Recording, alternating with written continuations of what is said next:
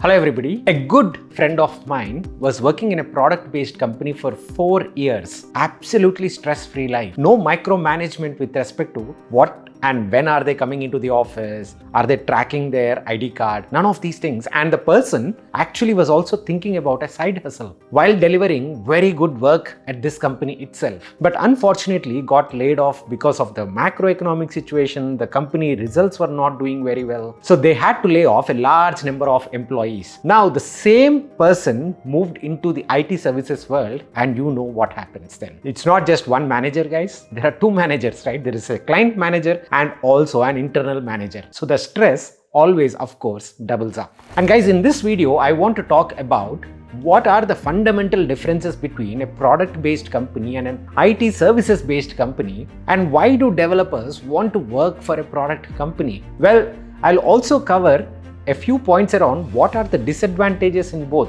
Of course, you will see that the grass is greener on the other side, but there are some issues in the product companies as well. So let's get started with the first and the most important advantage that a product company can offer to its employees. It is managing stress. Absolutely the most important element. And why is that? As I already mentioned, in the IT services world, the systems are set up in such a way that you have two managers. One on the client side who is always asking you about the status of the work. And then there is somebody internally within your company. If you are working for WIpro or if you are working for HCL, then you have an internal manager as well. So there are two managers.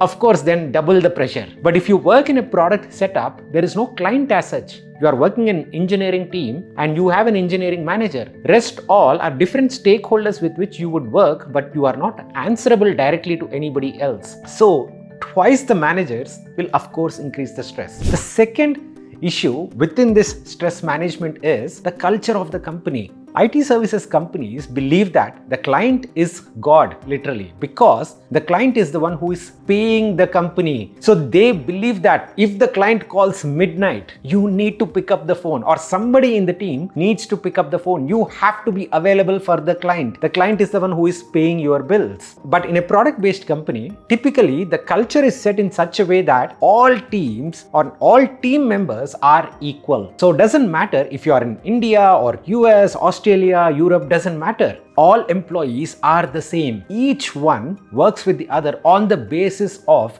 trust, which would be missing in the IT services world. And the third one is with regards to multiple teams set around the world. The product teams typically have 5-member, let's say, engineering team in India, 5-member engineering team somewhere in Australia, US and in Europe, so that all time zones are covered and there is accountability spread across different time zones. And if you are not logging in at midnight your time, there is somebody else to answer the same question to a different stakeholder. But in a services based company, typically the work is done completely by the offshore team. So the team has to answer if there is any technical question.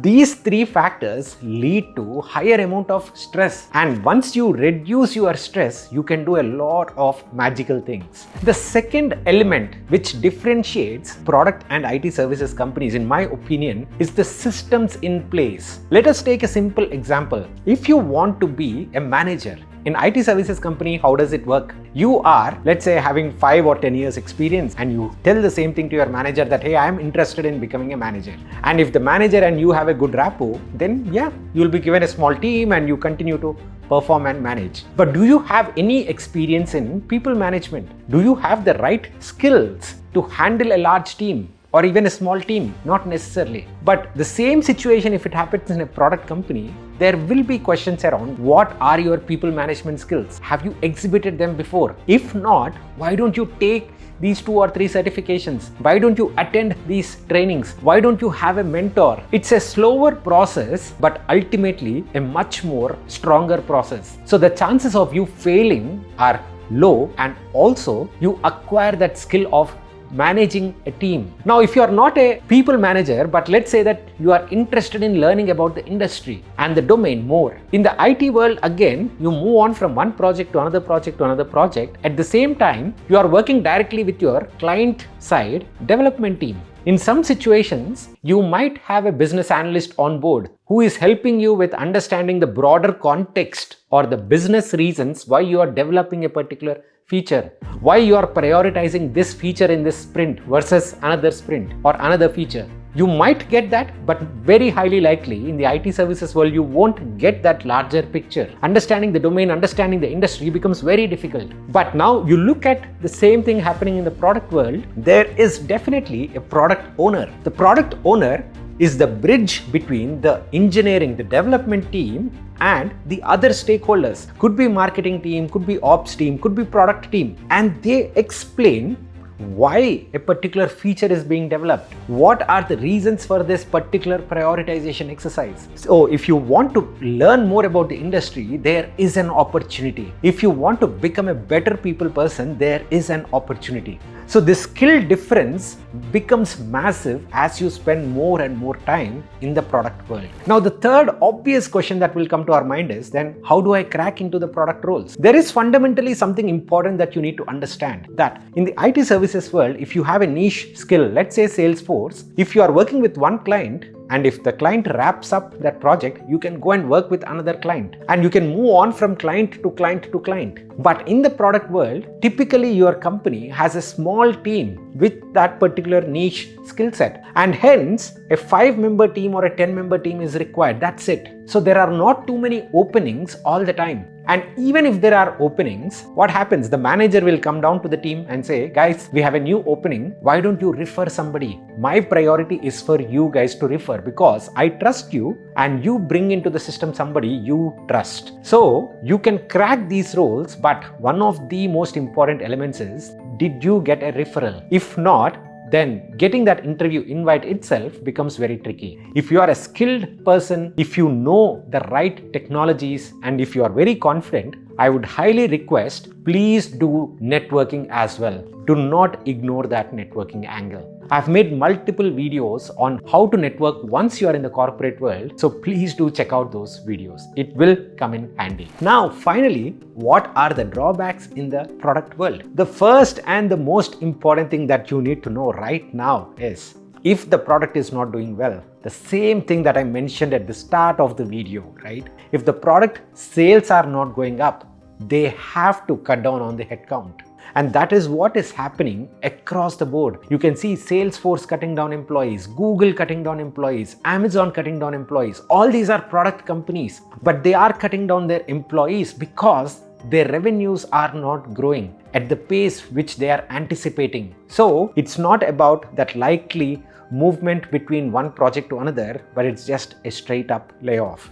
The second issue is with respect to office politics. Office politics is something which is non-negotiable. You will find it everywhere that you go, right? And what does office politics mean? A simple example.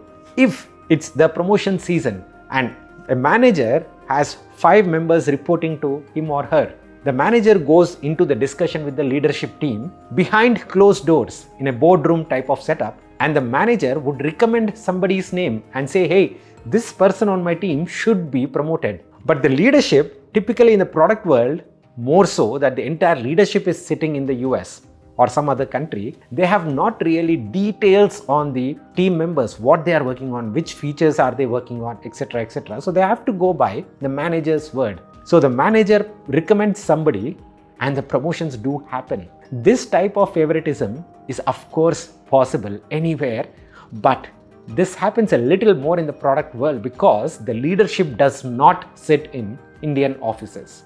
Hence, the grass is always greener on the other side, but you need to also realize that there are some issues going in the product world as well. But the first and the most important point that we discussed is, you can literally have a stress-free life. If that is important for you, my recommendation is go ahead, start building your network. Thank you so much, guys. Hope this is helpful. Please do click on that like button and share it in your network. YouTube would also recommend this video to others. Thank you so much. See you again. Bye-bye.